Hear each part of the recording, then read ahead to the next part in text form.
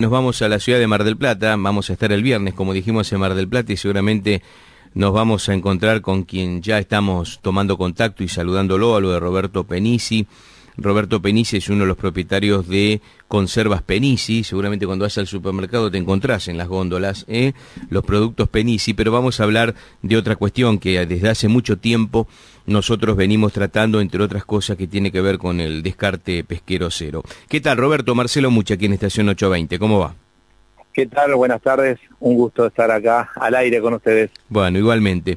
Bueno, Roberto, desde hace mucho tiempo y a partir incluso del trabajo que viene desarrollando Jorge Frías, el secretario general de los capitanes de pesca de la República Argentina, en la divulgación de lo que es el descarte cero, bueno, varios años ya que venimos también acompañando esa iniciativa, nos gustaría tener una reflexión suya, ¿no?, sobre esta cuestión y sobre el trabajo, ¿no?, que ustedes hacen en relación a esto. Bien, mira, lo que tengo para decir, por ejemplo, que aún habiendo nacido en el sector del puerto, hijo de pescadores, que después, bueno, con el tiempo se transformó en industrial, para mí es un tema algo novedoso. Fíjate vos qué paradoja, porque creyéndome algo entendido en el tema industrialización y demás, realmente hasta este contacto que tuve con la gente del gremio de capitanes y ver algunas de las imágenes de los barcos, yo desconocía esto. Y te explico por qué. A ver. Porque mi viejo viene de Italia en el año 48 y ellos se fueron a pescar en las lanchas amarillas. Vos imaginate que para ellos no lo miden en toneladas el pescado, lo midan prácticamente por unidades, claro, hasta por tamaño de esas unidades. Entonces era impensado, delirante, pensar de que alguien iba a matar un pescado y tirarlo al agua. O sea, no entraba dentro de la lógica no solo de mi familia, sino de mis vecinos, de mis tíos y demás, que eran todos pescadores. Entonces, eso fue la cultura un poco de la banquina chica, que son las famosas lanchitas amarillas, que es la pesca artesanal. Entonces, esas embarcaciones tienen un impacto cercano al cero, en forma de lo que pueden capturar y demás, porque como decimos en la jerga, los pescados se mueren de viejo, ¿viste? Claro. Si es por la captura que hacen esas embarcaciones. Bueno, después la pesca fue cambiando, como también fueron cambiando los tractores, como fueron cambiando los autos, y se fue alguna de las cosas mejorando, por supuesto. El trabajo fue un poco menos sacrificado, menos riesgoso incluso, pero también tienen estas otras connotaciones muy negativas. Así que en principio, como introducción, me parece que con eso te pinto un poco el panorama de que aún siendo del palo, por decirlo de alguna manera, este tema yo lo desconocía y ahora soy prácticamente ¿cómo te puedo decir?, un divulgador de esto mismo, por eso agradezco el llamado. Bueno, y que precisamente ustedes están de alguna manera empezando o ya trabajando en algo así como es un tema que nosotros lo venimos divulgando y siempre tratamos de que para aquel que no es especialista y que no tiene ni la mínima circulación con esta labor entienda. Digamos, ¿ustedes están trabajando en algo así como envasar lo que se tira habitualmente? No, a ver. Todavía no hemos empezado, pero sería una de las salidas que tendría este problema, porque por un lado tenemos una población subalimentada, un índice de pobreza alto, pero estamos en el mismo país donde Dios nos ha bendecido con una abundancia que no sabemos aprovechar. Y entre otras cosas, por la falta de cultura y del hábito de comer pescado, y que no lo saben preparar en sus casas, pero también por las distancias. Es decir, si esta pesca o este descarte sucede en Rawson, para llevarlo a Jujuy requiere algún proceso para que ese pescado llegue en condiciones. Entonces, fíjate vos que hasta incluso tenemos hasta fábricas que pueden llegar a procesar eso. Lo que falta es el compromiso, primero que tomen conciencia las autoridades además de que esto está pasando. Entonces, nosotros tenemos establecimiento, el sector tiene establecimiento, no nosotros, olvídate de nosotros, nuestra fábrica, porque nosotros hace 65 años que estamos y sin esto seguimos viviendo igual. ¿Me entendés? O sea, no es que la típica que algún oyente un poco mal pensado dice, mirá, este está hablando por eso. No, señor oyente, claro. Usted mal pensado, yo porque amo el pescado, porque amo comerlo y porque me parece que es delirante que hagamos en este país lo que no sé si sumado el resto de los países en conjunto tiran lo que nosotros tiramos a diario. Así que nosotros estaríamos en condiciones de hacer ese proceso, por eso hacemos conserva de pescado, que es la conservación de ese producto para que no se altere, y dura 4 años el vencimiento, así que lo podemos llevar a la luna y el pescado sigue siendo apto para el consumo humano. Tal cual. Y bueno, y aparte esa que nos ha pasado a nosotros, incluso hasta ha habido películas en relación a este tema, y demás, las cifras son increíbles, Roberto. Uno cuando entiende lo que cada barco, no en general, sino cada barco por día desperdicia, si es increíble. Dígasela a los oyentes, díganle más o menos, porque estamos hablando, a veces la gente se equivoca y habla en toneladas, y la gente pierde la referencia. Claro. Yo digo, no, hablen en kilos. Exacto. Entonces son millones de kilos anuales, millones de kilos, que si serían millones de kilos de carne, y haríamos una locura manifestación en Argentina. Como no queremos el pescado, porque la idiosincrasia de este país fue agrícola ganadera, entonces tiran el pescado y bueno, cambia de canal, no importa. Claro. Este es el único país donde mi viejo, que siempre lo digo en las charlas cuando me toca andar, hoy sin ir más lejos estuve en el Centro Médico Mar del Plata hablando con unos médicos jubilados, le gustaron la referencia que hacía de los dichos que vienen en la cultura siciliana, que es de la que yo desciendo. Dice, la abundancia de pecho de la escasizza.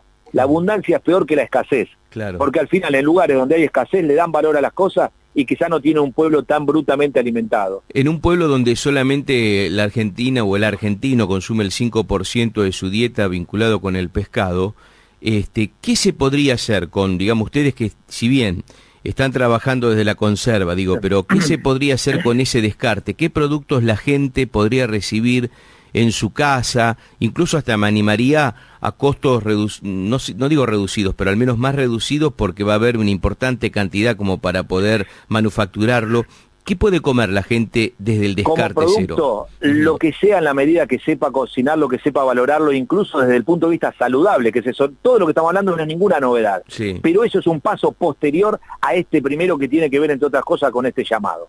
¿Por qué? Porque lo que tenemos que hacer es enterarnos, es saber, es divulgarlo, es hacernos carne de esto. No puede ser que lo hablamos y después vamos a hacer un llamado cuando me llame a un canal de televisión acá 3 años. Esto pasa todos los días y cada minuto que pasa es un minuto perdido. Y te digo, yo a veces uso capaz palabra un poco fuerte, pero es imperdonable que los argentinos sigamos de repente de espaldas a este tema que guarda, que no hay culpables, o sea, no tenemos que hacer una salida a casa de brujas. No es que decimos, mira, está el culpable, pues sería mucho más fácil la solución. Sí. Acá los culpables en todo caso somos todos los argentinos, porque al ignorar, al desconocer, estamos fomentando que esto siga sucediendo. Claro, tal cual. Así que creo que la difusión, por ejemplo, en los planes de estudio, en ningún lado, ¿qué le importa este tema? Y tiramos millones después, decimos, ¿por qué no va mal?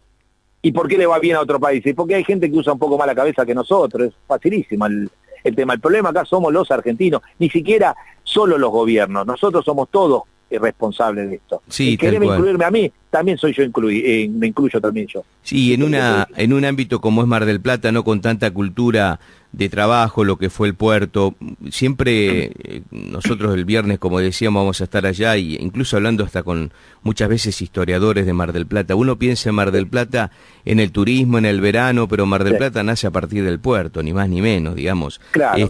Surge de ahí. Y digo, y llevándote un poco por ese lado, nos han contado sobre incluso películas, ¿no?, que abordan un poco la historia de los italianos allí en el puerto, que obviamente a partir de tus familiares te toca muy de cerca esa historia. Sí, no, viste, parecería como que yo primero lo que quiero hacer una reflexión antes de pasar al tema ese, es el tema de la desocupación. Mar del Plata está a la cabeza de la desocupación nacional. Sí, señor. Y estamos hablando de que ese recurso podría llegar a ser transformado, manipulado acá, que en la medida que esa gente que no tiene ocupación realmente quiera ocuparse, porque hay una vagancia en todos lados en general y nunca se dice, los números de estadísticas, se los desafío a cualquiera, son absolutamente mentirosos, porque hay de ese 11% poner de desocupación que hay en la ciudad, hay un 5% que no labura ni a gancho. No hay forma de que trabaje porque le gusta, porque está acostumbrado de otra manera, porque no, o sea, no la tienen y ahora ya va a venir uno a buscar responsables, no, porque perdieron la cultura de trabajo, no, flaco, son vagos, no quieren laburar, es corta, después de ahí empecemos a hablar. Claro. Hay un montón de gente que querría trabajar, esa gente podría transformar este producto en manjares, y se podría consumir en todos lados. Entonces, ¿qué hice yo? Al ser testigo de que esos tipos y esas señoras que trajeron la cultura de la alimentación saludable y demás, porque la llevaban en su propia cultura, no es que ellos fueron a estudiar cocina. Estas señoras cocinaban lo rico porque lo aprendieron en su casa en Italia. Entonces dije, cuando fui a tantos velorios de tantos señores y tantas señoras, digo, no podemos dejar perder esto. Contraté a personal para salir a filmarlos a los que sobrevivían, y de eso salieron un ciclo de documentales, salió algún librito que he hecho, Y bueno, la verdad que este verano di como 20 presentaciones en distintos lugares, 8 o 9 de ellas lo hice en la sede propiamente de Capitanes, y ahí se pasó el video que hicieron ellos, que habla sobre el descarte. Exacto. Que es un material, de repente, que yo no entiendo cómo, todavía habiendo sido presentado en diciembre, esto no está. Tu llamado tiene que ver con esto y me alegra, ¿no es cierto? Pero esto solemos, el único medio en este momento está hablando de esta problemática, y hay 2 millones hablando del fútbol para todo, de todas esas cosas, ¿entendés? Y esto es mucho más grave, porque tiene que ver con la subalimentación del pueblo. Y entonces, ¿cómo vamos a pretender tener gobiernos en un futuro buenos o pueblos buenos si hoy lo estamos alimentando mal?